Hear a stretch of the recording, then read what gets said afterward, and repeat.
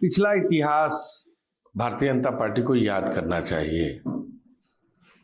Rail दुर्घटना एक काफी दुखद है और जिस तरह के दृश्य सामने आ रहे हैं, मन व्यथित है, पीड़ा में है। जिन लोगों ने अपने परिजनों को खोया है, उन लोगों को ईश्वर ताकत दे कि वो दुख सह सके, और खासकर जो लोग अभी तक गंभीर रूप से घायल हैं, उनका इलाज ठीक ढंग से सरकार कर सके। आखिर किसकी जिम्मेदारी है? कौन जिम्मेदारी ले रहा है? प्रधानमंत्री जी गए, रेल मंत्री जी हैं, और जाने के उपरांत उन्होंने क्या किया? महज 2 लाख रुपए का अनुदान जो मृतक परिजन है, घायलों को 50,000 रुपए की घोषणा। क्या यह देश के लोगों के साथ भद्दा मजाक नहीं है? पिछले समयों में स्वर्गीय लाल बहादुर शास्त्री जी ने रेल हादसे में इस्तीफा दे दिया था। नीतीश कुमार जी जब मंत्री थे, उस समय भी ऐसी घटना हुई तो उस समय भी इस्तीफा हो गया। लेकिन आज कौन है जिम्मेदार? किसके खिलाफ कार्रवाई हुई? आज के युग में आपने कर्मचारियों की छटनी कर दी। जो गैंगमैन होते थे पिछले समयों में, वो रेल ट्रैक को लगातार वॉच करते थे, देखते थे कोई घटना न हो, लेकिन आपने तो कर्मचारियों को भी छटनी कर दी। आज आपके पास कर्मचारी भी नहीं है, गैंगमैन भी नहीं है जो उसको देख सके।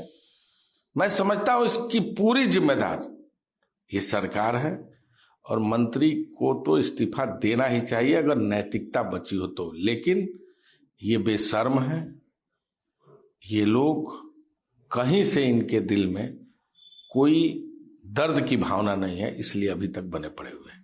और इसके साथ ही उप मुख्यमंत्री भावनाओं को लेकर धैर्य रखने के लिए कहा है। इस मामले में उन्होंने पहले सार्वजनिक टिप्पणी ये दिखाती है कि वो अभी भी दौर में लड़ने के लिए तैयार है।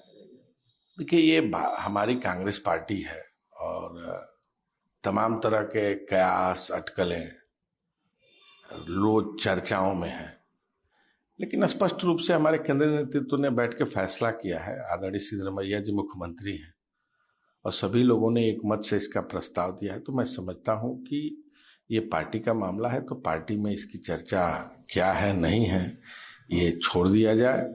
और अभी जो कर्नाटक की सरकार है, 5 गारंटी योजना लागू करने की बात थी, तो उस 5 गारंटी योजना को लागू करके कर्नाटक के लोगों का मन और विश्वास जीतने का काम कांग्रेस पार्टी ने किया है।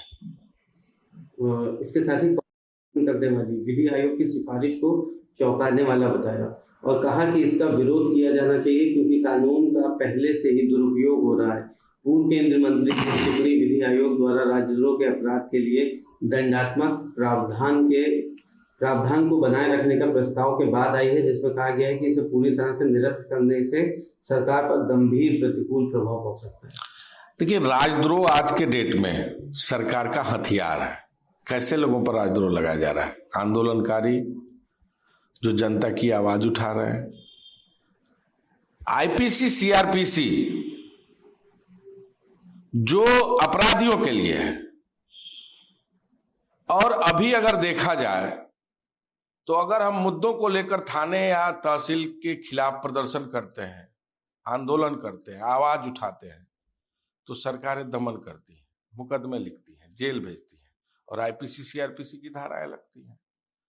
राजद्रोह एक कानून ऐसे लोगों के लिए था, गंभीर लोगों के लिए था, जो देश के साथ गद्दारी करे।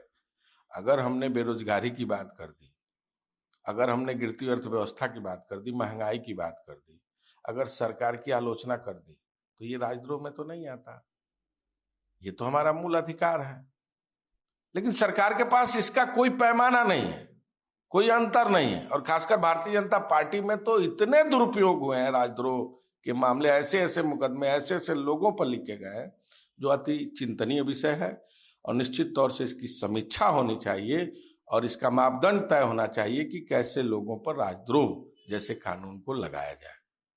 तो इसके साथ ही आखिरी बैठक में कांग्रेस सरकार पिछली भाजपा सरकार द्वारा राज्य विधानमंडल में पारित गौ हत्या और पशु संरक्षण संशोधन विधेयक 2020 के कड़े कर्नाटक रोकथाम में संशोधन करने पर विचार कर रही है। इसके साथ ही कहा गया है कि अगर भैंस का वध किया जा सकता है तो गाय का क्यों नहीं?